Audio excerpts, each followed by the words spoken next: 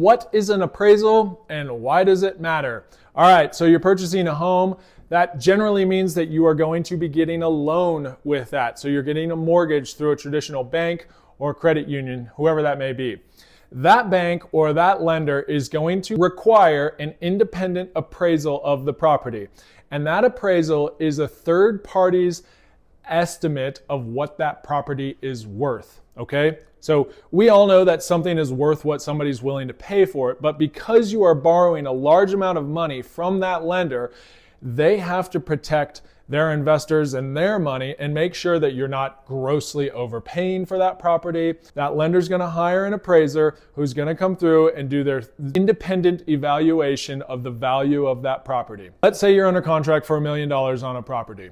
Okay, you've already agreed to pay $1 million, but that appraiser comes back and says, you know what, that property in my professional opinion is only worth $980,000.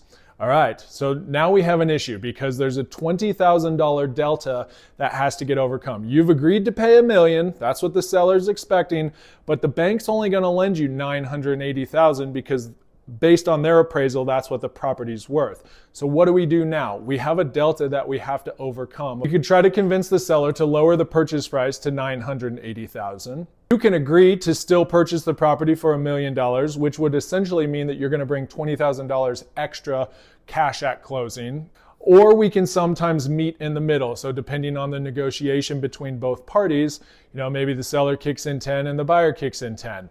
That way we're bridging that $20,000 gap.